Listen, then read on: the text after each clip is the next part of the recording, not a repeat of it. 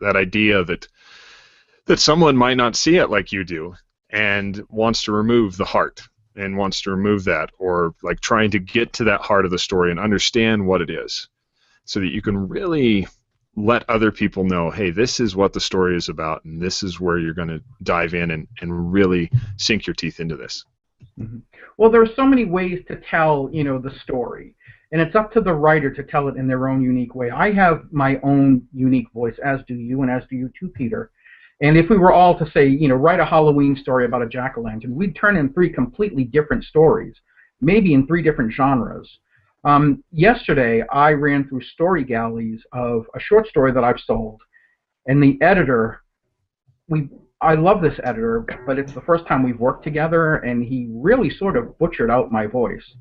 And so I went back and I replaced my voice into these galleys.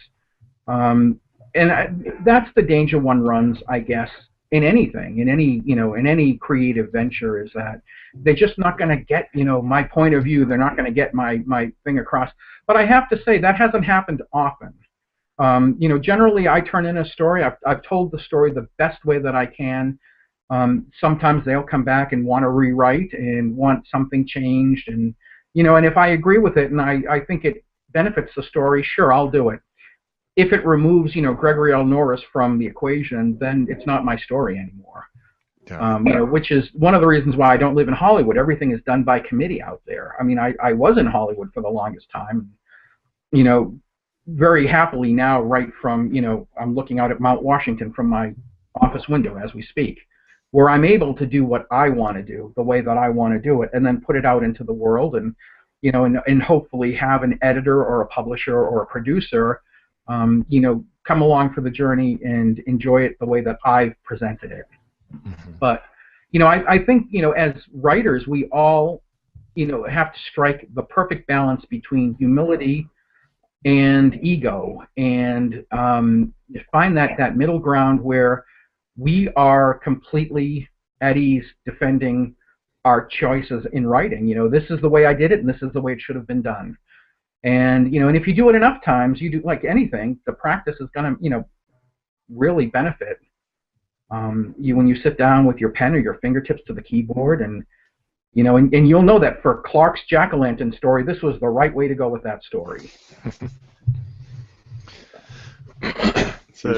It's a contagious kind of faith talking to you. I think that's a really great thing, and having that faith in yourself and saying, this is my message, this is my writing, and I have to do this, and it has to be out there, and take it or leave it. I think that's that's inspiring, and that's a great attitude. Well, like I said, I'm always open to editing suggestions, and have done many, many, many over the course of the last 25 years. But I write stories that people, seem to like to read, and editors love to buy, and they're always coming to me for more. And, and it's what you do as a writer, is writers must write, and I love to write. And hopefully, we'll continue to be able to do this for a very long time. Mm-hmm. Well, I hope so too, because you're just really fantastic. Being able to get out there, and quite an inspiration. I've always enjoyed our emails back and forth. I know I've run into some problems this last year, and the encouragement that I get from you is just fantastic. So I appreciate that. Clark, you're the legitimate article. You should be writing, and you too, Peter. Thank you for listening, and come back next week for more.